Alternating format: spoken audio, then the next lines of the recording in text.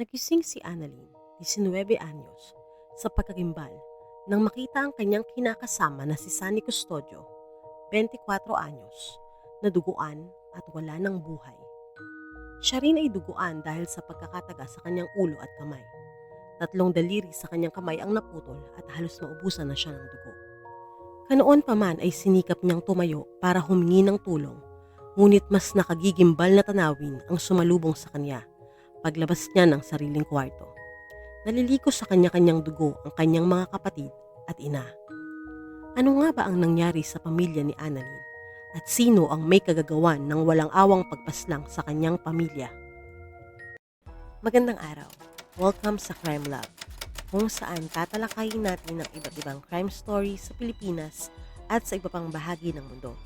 Kung magugustuhan ninyo ang aming video, please like, share, and subscribe. Ayon sa mga pulis ng San Leonardo, Nueva Ecija, ito ang posibleng nangyari sa krimen. Nangyari ang krimen bandang alas 3 hanggang alas 4 ng madaling araw noong April 20, 2018. Unang pinasok ang kwarto ni Jennifer Carriaga, 31 years old. Tinaga si Jennifer sa leeg na ikinaputol din ng kanyang braso at ito ang naging sanhi ng kanyang pagkamatay. Kasama noon ni Jennifer ang natutulog na 5 taong gulang niyang anak. Sunod na pinasok ang ikalawang kwarto kung saan natutulog ang ina ni Jennifer na si Leonila Caballero, 48 years old.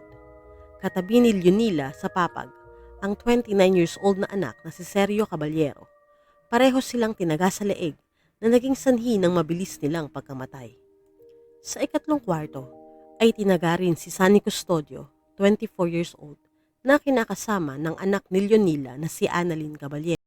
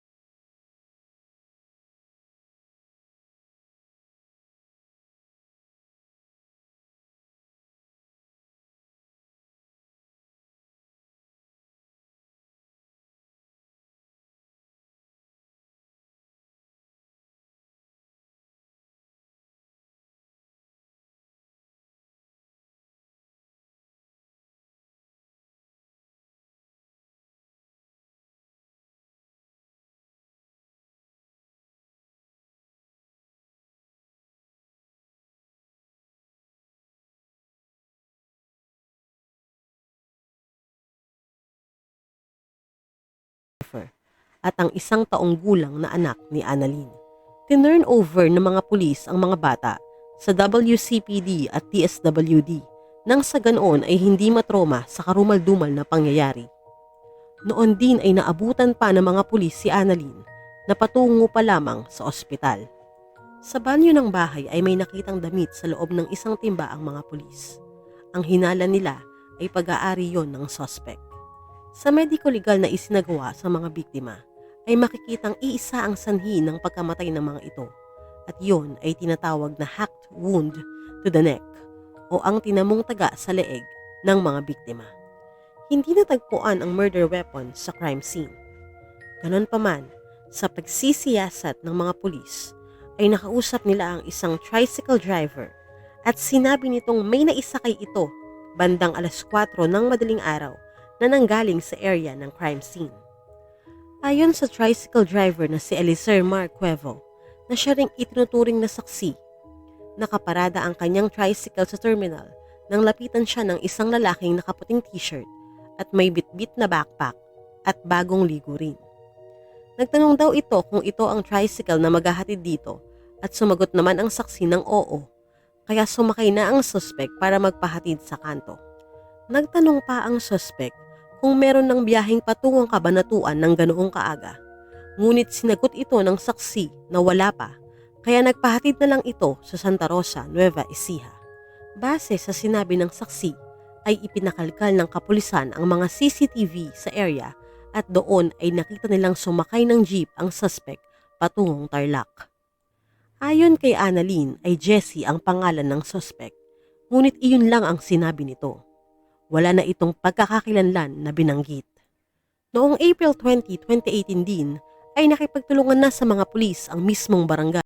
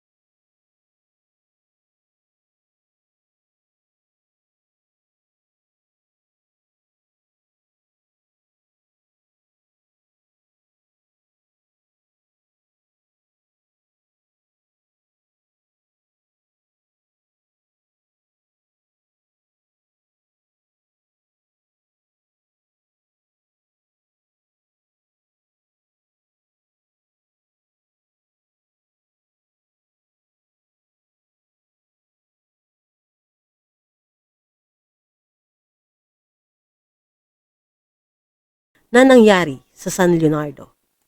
Alas 7 ng gabi noong April 20, 2018, sa tulong ng iWatch, ay nahuli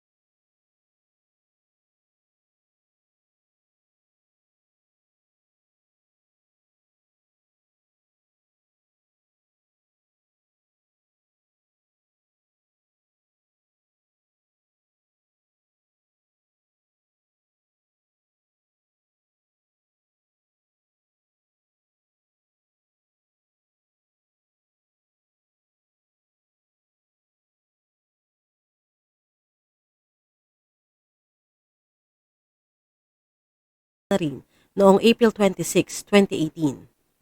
Ang pinakamatibay na ebidensya ay ang statement ng lone survivor sa krimen na si Annalyn dahil positibo nitong itinuro at nakilala ang salarin.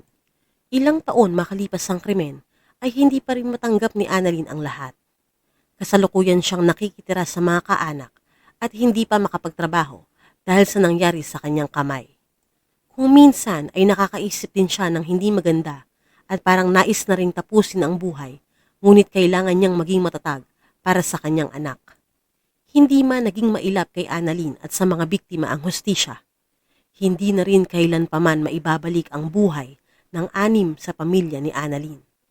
Nang dahil lang sa kinimkim na galit, buhay maging ng mga inosente ang naging kapalit.